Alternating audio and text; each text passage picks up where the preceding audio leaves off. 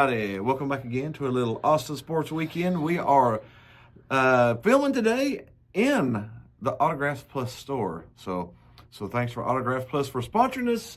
I think we're sitting in the baseball, the autographed picture baseball area here now. So thanks again for them for sponsoring us. Now let's get into sports this week. We're going to combine our NFL and our because there's very little to talk about outside of, well, Ohio State did win the national title. We didn't get to that one since we were so busy. Yeah. But let's get to the that's all. Yeah, that's all. So let's go ahead and talk about the two championships games. We had the Commanders at the Eagles. That wasn't much of a game. Shows you the Commanders are close, though. They are close. I mean, to get that far with a rookie quarterback and a first-year head coach. And an ownership that isn't suspect. That isn't Dan Snyder. I heard from multiple sources that he hated seeing what Washington did this year. Well, you know he did. The first year he's gone, they go to the NFC Championship game.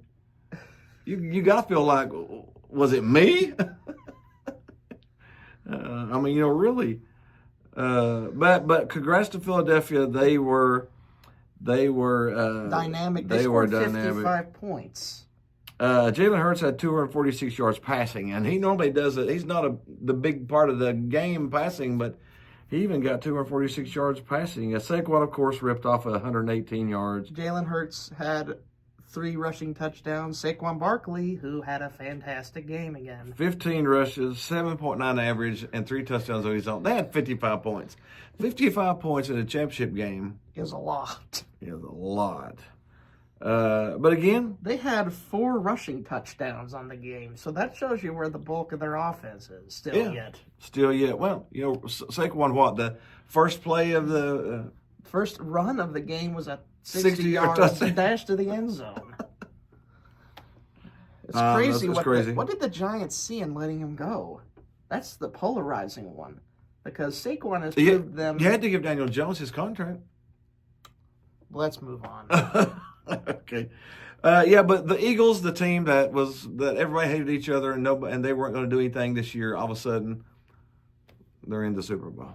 The Bills Chiefs. This was very controversial. Like all the Chiefs every Chiefs game is controversial. There's always a call in there that they go, how did they make that call? How did the refs call that? It happens every single game with the Chiefs. Yeah. That first down, that little run on 4th and 1. That was a first down. That was a first down. Everybody, the announcer said it was a first down. The ref on set said it was a first down. Patrick Mahomes even apologized to Josh Allen after the game that it was a horrible call. So, do you know what? There was a little tidbit here that does fuel the rig controversy because it's been rolling around the place. What's that? One of the main line judges was according to sources, a Baltimore Ravens fan that had family ties in Kansas City. So that does tie into the rig. You mean like the guy that was a Rams, a mirror, like the Rams fan that was a coach the other year that blew the worst call in the history of football? Yep, it's a mirror reflection. Yeah, but congrats to Kansas City. Kansas City did look good. I mean, they scored 32. Their defense is top 5. They're a good team. As long as they don't let Matt Nagy touch the offense. You can't take anything away from Kansas City because they look good. But as long as you keep the refs Matt Nagy, sort of boned the. As long as you keep Matt Nagy away from the offense, like a good stretch away from the offense, and let Andy Reid handle it. Yeah, Mahomes. Mahomes had 245 yards passing. They had 135 yards rushing. I mean, he only took 2 sacks the whole game, so Buffalo didn't really get after him much. But Buffalo needs to improve their defense a little bit, maybe in the offseason. Get another weapon for Josh Allen, and then focus on the defense. They need interior defensive linemen for next year. They need somebody to put some pressure on the quarterback because whenever you only have 2 sacks in a game, doesn't show well on your defensive line. No, it doesn't. It doesn't show very well. Now coming up, we have the Super Bowl that a lot of people are probably going to be turned off from unless you're from Kansas City or Philadelphia. Yeah, there's not a lot of. This is basically a replay of the Super Bowl 2 years ago, so there's not a lot of huge interest in it. I mean, it's still the Super Bowl. It's still going to be watched by billions of people. But the NFL core people aren't as interested in this. This isn't as exciting. We would have loved again to have seen the Buffalo Detroit Super Bowl, but we just didn't get it. But the Chiefs Eagles are playing Super Bowl. They're playing in Nolans. As long as the referee superpower is, We hope the referees stay out of it. Kansas City right now is favored by 1.5 points. You sort of have to go with Kansas City. I mean, they've won 2 in a row. Nobody has ever won 3 in a row, ever. In the history of ever, has ever won 3 straight Super Bowls. Tom Brady has not won 3 straight Super Bowls. Oh, boy, that's going to spark a lot of debate. Yeah, so you sort of have to lean towards the Chiefs, although Philadelphia is sort of on fire right now. I mean, they smoked. As long as Kellen Moore just lets them play and doesn't call some of his Kellen Moore isms. If Saquon Barkley runs for over 100, it's going to be hard to beat them because he opens up everything when he runs that good. He's been running like that all season long. Mm-hmm. He's been running like it in the playoffs. So yeah. But I'll probably lean a little bit towards the Chiefs. Again, as a Cowboys fan, I can't root for Philadelphia. That's against my DNA.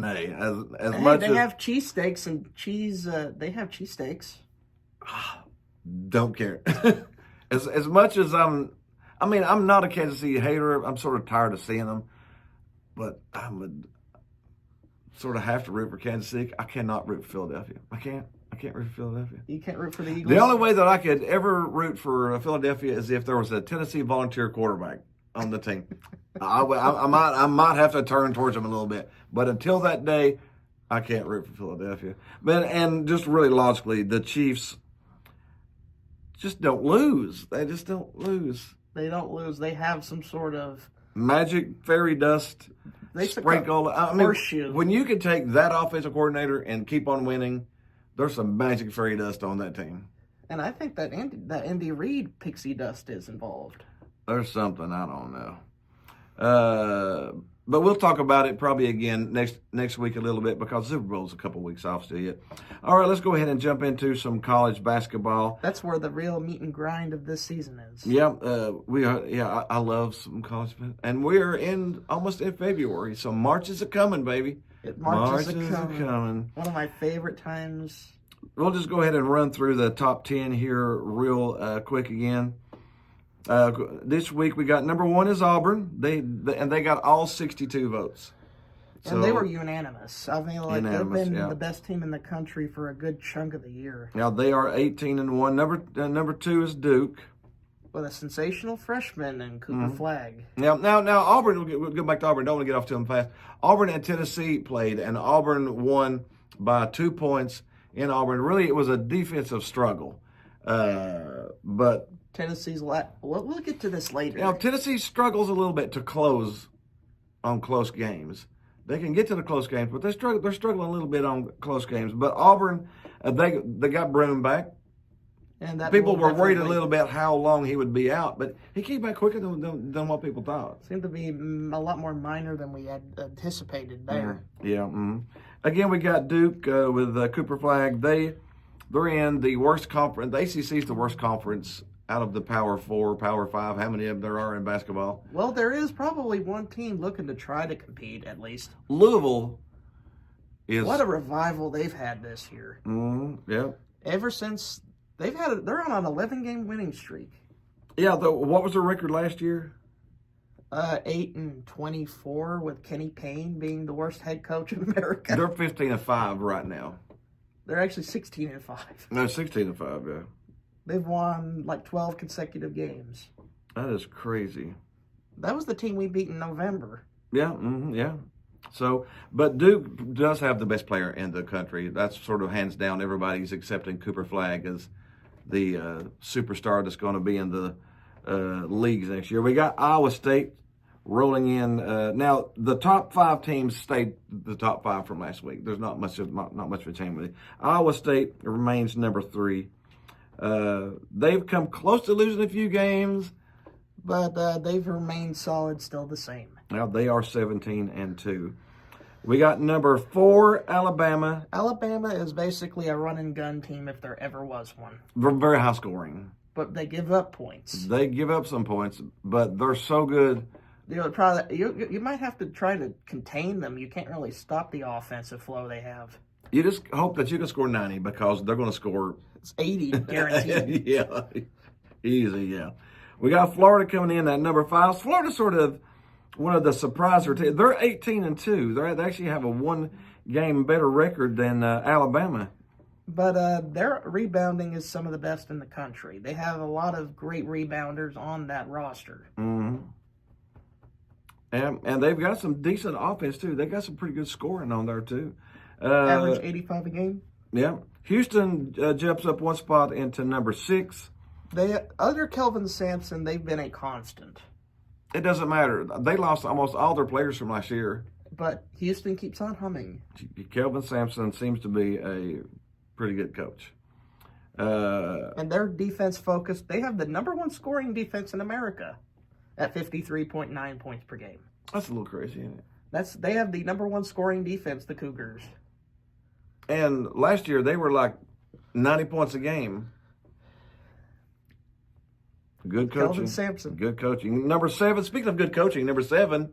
Oh, Izzo. Izzo. Izzo and the Spartans. This is a classic. This is a classic. They are really good. They're 17-2. So they are back. They are scrappier than ever. All of Izzo's teams have that little spark. They always focus on defense. They always focus on making the smart play, you know. Mm-hmm. A Tom Izzo coach team is never short in the knowledge aspect. No. He's always going to have a smart team, a good team. And they jump up 1 to number 7. And now we have number Tennessee at 8. They were 6 last week. They've fallen to 8, and they may fall farther than that. Tennessee's in a bit of a struggle right now. They started out on fire. And recently, they've lost 3 out of the last 4. They've lost 3 of their last 4 games, and a big contributor is their shooting woes.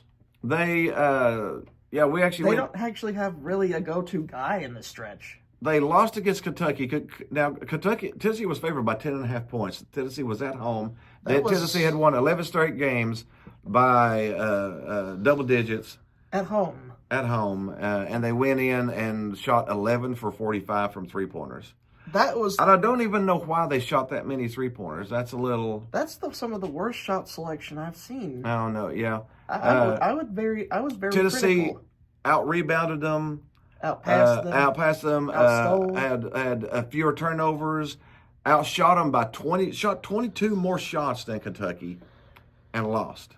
It's more about quality, not quantity, right? Kentucky did not make a shot from the field in the last 5 minutes and 20 seconds. It was just it was foul shots. It was just foul shots, but Tennessee. The last 4 minutes and 35 seconds, Tennessee never tried a two-pointer. They were 2 of 15, I think. If you want to produce an offense, you need to go inside and out. Reversible clothing, as they say. That's why I think Tennessee's struggling this year. They don't have a slasher. They don't have anybody that cuts Ziegler, and congrats to Ziegler. The stats he's put up and the stats he's put up in his career is fantastic. And I love Jamal Bashak. His defense. I could watch the game just to watch his defense. But there's nobody on the team that can cut to the basket and make their own play other than Ziegler. When someone else is at point, the offense just kind of sits in place in the perimeter. Not really much. Yeah. Flow, not really much. Now, the team is struggling right now. And with Florida coming they play number 5 Florida Saturday at noon. So that's going to be... They got to fix these issues. They got to fix the issues. They do.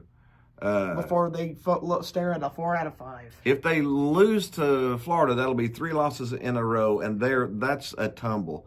They'll drop from a 2 seed to a 4 seed in probably one weekend, which is sort of crazy. We hope they can go on. Their defense, as usual, was pretty good, but in the Kentucky game, they were uncharacteristically... They only gave up 30 points in the first half, but in the second half, they gave up 48. That's the problem. Well, the Kentucky's perimeter shooting is what got me. Yeah, they have some great shooters. Kentucky is a live by the 3, die by the 3, and they shot 50% from 3-point that game, which is insane. And a lot of the reason was because our perimeter guys got screened off the ball and didn't get to them in time on the edges. Yeah, that's really all we had to do to beat Kentucky was push them off the 3-point line, and we couldn't get it done.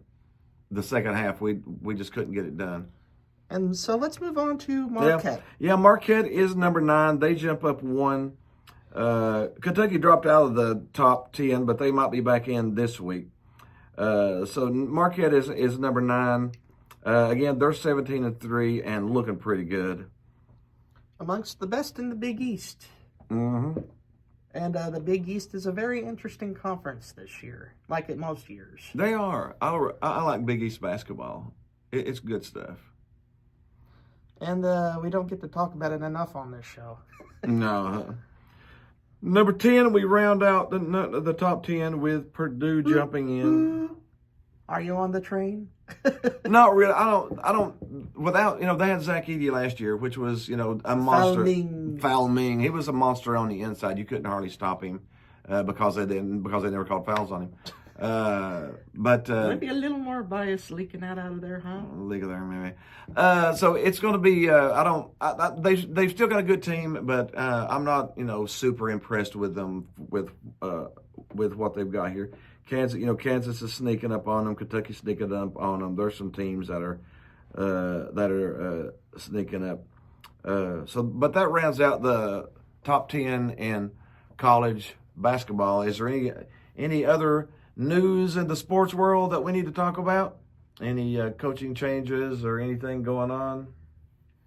Let's talk about Dallas. Oh, Dallas. Oh, Lord, the Dallas Cowboys, my favorite team. Finally hired him a coach from the inside.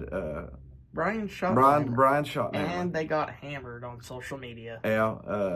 Brian Schottenheimer was the offensive coordinator for the last 2 years. But never called a play because McCarthy called all the plays. Now, I respect his bloodline. He was the son of Marty Schottenheimer. And Marty was very solid, wasn't he? Marty was a solid head coach. So we don't know. I mean, does he have the talent of his dad? I'm not going to prejudge his coaching abilities, but I am going to prejudge Jerry Jones sticking his nose in and ruining it because he's done it for 25 years straight. Execute Order 66. Yes, ruined this team. I don't know why. I don't trust Jerry Jones. Schottenheimer may come in and he may be fantastic. But I don't trust Jerry Jones not to draft Quincy Carter. I just don't trust Jerry Jones. Until Jerry Jones gets out of Dallas Cowboy football, it's going to be hard to watch Dallas Cowboy football. And I'm a lifelong, from Roger Staubach, Dallas Cowboy fan. And he has just about ruined it for me. So we'll just sort of see. I hope Schottenheimer does good because he seems like a good guy. But Jerry Jones is going to get out of his way to do it. The Jets hire a new coach, and Aaron Glenn, albeit he went out on Detroit in a bad way. Yeah, they got Detroit lost their defensive coordinator to the head coach of the Jets. And the Jets struggle offensively every single year, and every single year they hire a defensive-minded coach. Woody Johnson. Woody. Either that or it's his 18-year-old son calling the shots, or grandson, or whoever it is. And also, Detroit's offensive coordinator Johnson went to Chicago. Chicago hiring an offensive coach to fix their offense? That may be the smartest thing that Chicago's done in a long time, is actually hire a coach that could help their quarterback. Because he struggled like this year. Well, listen. Think about the history of the Chicago Bears. How many superstar quarterbacks have they had? Jim McMahon, Jay Cutler, Rex Grossman. You need somebody in there to make a good quarterback because the Bears have never had a superstar quarterback ever. Jim McMahon didn't win the Super Bowl for them; it was their defense. They won it even though he was there. So, congrats to that. Baker Mayfield loses another offensive coordinator. Baker Mayfield's been to Jacksonville this time. Liam Cohen went to be the Jaguar head coach. Baker Mayfield has not had the same offensive coordinator 2 years in a row since he's been in the league. 8 out of 8. 8 years, 8 different offensive coordinators. How do you thrive in that? How has he looked as good as he has? 2 different coordinators. I don't know. So good luck. I hope Baker does. I hope he does good next year. He's got a brand new system to get into again. I bet you he's kind of used to it at this point. You go 8 straight years with a different coordinator. Mm-hmm. I mean, you got to get some sort of. You got to be used to it at this point. Yeah. Mm-hmm. Any other coach moves? Not up to the top of my head. Outside of a couple, actually. What's that? The Patriots hiring Mike Vrabel. Oh yeah, the Patriots got Mike Vrabel, and then they brought back Josh Allen. Josh McDaniels. Josh McDaniels. They brought back Josh McDaniels as the offensive coordinator. I do like Vrabel, and McDaniels thrived as the offensive coordinator, but neither one of them have Tom Brady now. So they have Drake May. No, I'm not against Drake May. I don't know. He didn't super impress me in North Carolina, and he hasn't super impressed me yet, but he's had moments. He's had moments to where he's looked pretty good, so he's got a good chance to be good. And the Raiders making a splash hire. Oh, yeah. Pete Carroll. I honestly think that's what they need. They need a veteran stability guy to come in. And who because that division is loaded to the rear end. Think about name the 4 coaches in that division now. Andy Reid. Whoa. Jim Harbaugh. Oh. Sean Payton. Pete Carroll. Goodness gracious. There's 4 Hall of Fame. There's 4 Hall of Fame coaches in one division now. So I think that's what the Raiders had to do. They had to come in and make a huge splash. Now, whether Pete Carroll's got anything left in the tank, we don't know. But I would give him a shot too. I would. The first thing the Raiders need to do is draft a quarterback. Yeah. That's one thing they need to fill up because the Chargers have theirs. Obviously, Kansas City has theirs. Mm-hmm. And the Broncos now have supposedly found theirs as well. Yeah. Bo Nix seems to be fitting into Sean Payton's system fairly well. And Justin Herbert and Patrick Mahomes, there's little need to be said there. Yeah. So, you're going to have a quarterback to compete in that league. So, yeah. So, that is all for the coaching news. Yeah, I can't think of any more breaking news going on right now either. I'm sure there's something that we've missed. But thanks again for stopping by with us. We hope you had a little fun with us. We'll talk about the Super Bowl more next week. And we'll probably start digging into college basketball a little bit more. Even deeper, because all we're going to have is college basketball. In the wormhole we go. It's a different wormhole. It's not the same wormhole I've been digging for life. We do have college baseball coming up pretty soon, and the Vols are preseason number 3. And defending national champs. We're still national champions until somebody takes it away. We are the national champs right now. But thanks again for stopping by. Thanks again for Autographs Plus watching us sitting on the wall here. So be sure and share us with your friends. Tell us what you think. Leave a little comment, a little something on there for us. Otherwise, we will see you next week.